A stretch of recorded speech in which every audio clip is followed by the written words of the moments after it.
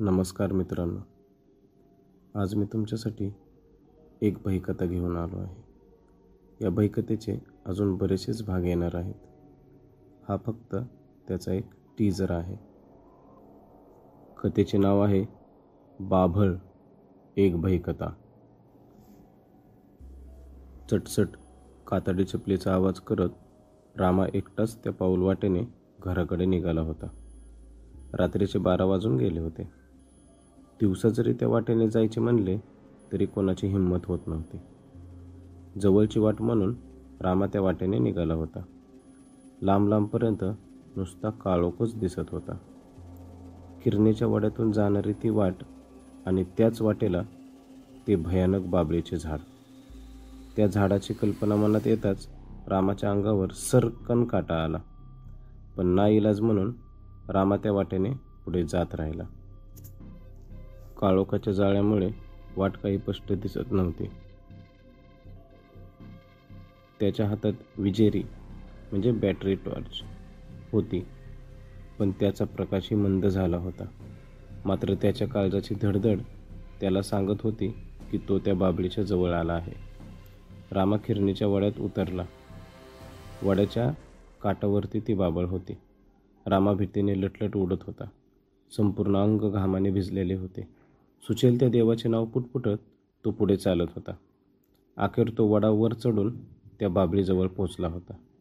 रामाने स्वतःच्या मनाला बजावले होते की काहीही झाले तरी त्या बाभळीकडे बघायचे नाही। रामा तसाच पुढे पुढे चालू लागला। बराच वेळ झाला, पण रामाला त्याचे घर काही दिसत नव्हते। खूप वेळ चालल्यामुळे त्याच्या पायातले पार अवसान निघून गेले होते। न राहून रामाने बाजूला पाहिले। बाजूला पाहताच रामाच्या पायाखालची जमीनच सरकली। रामाच्या काळजाची धडधड दुपटीने वाढली।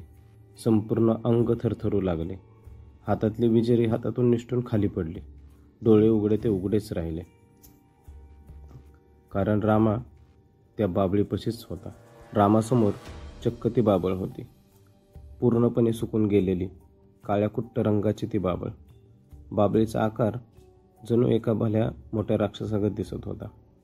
दिवसा जरी त्या बाभळीकडे बघितले तरी भीती वाटावे इतके भयानक तिचे रूप होते।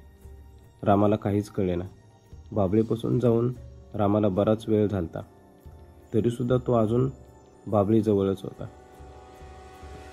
हे नेमके त्याच्यासोबत काय होतंय हाच विचार तो करत होता की त्याची खाली पडलेली विजेरी बंद चालू होऊ लागली। तसा रामाचा पाय कोणीतरी खेचला। रामा खाली कोसळला। तसा तो आजूबाजूला बघू लागला। तिथे त्याला कोणीच दिसेना। रामाचा घासा पार कोरडा पडला। रामाकडे कसलाच पर्याय नसल्याने रामाने विजेरी हातात घेतली आणि त्या बाभळीच्या झाडाला बघू लागला। इकडे तिकडे बघताना त्याला कसली तरी हालचाल दिसली। त्याने त्या ठिकाणी विजेरी फिरवली। हळूहळू ती हालचाल वाढू लागली। त्याने नीट पाहिले तर ते कोणाचे तरी पाय होते। पूर्णपणे रक्ताने भरलेले त्या फांदीवर ते पाय हालत होते। रामाची भीती अजून वाढू लागली। रामाने हळूहळू वर बघितले तर काळोखात असलेले त्याला काहीतरी दिसले। स्पष्ट दिसत नव्हते। हा हा हा हा की की की की हसण्याचा आवाज त्याच्या कानावर आला। ए राम्या, असा आवाज कानावर पडताच त्या काळोखात डोळे झाकून बसलेल्या त्या सावलीने झटकन डोळे उघडले।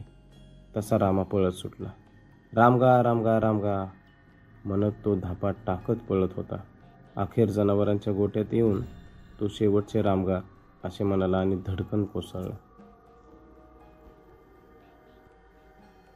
हा या कथेचा फक्त मात्र एक टीजर होता। त्या भयानक बाभळीचे रहस्य हळूहळू उघडले जाणार आहे। ह्या कथेची खरी सुरुवात आता होणार आहे। लवकरात लवकर पुढील भाग येणार आहेत।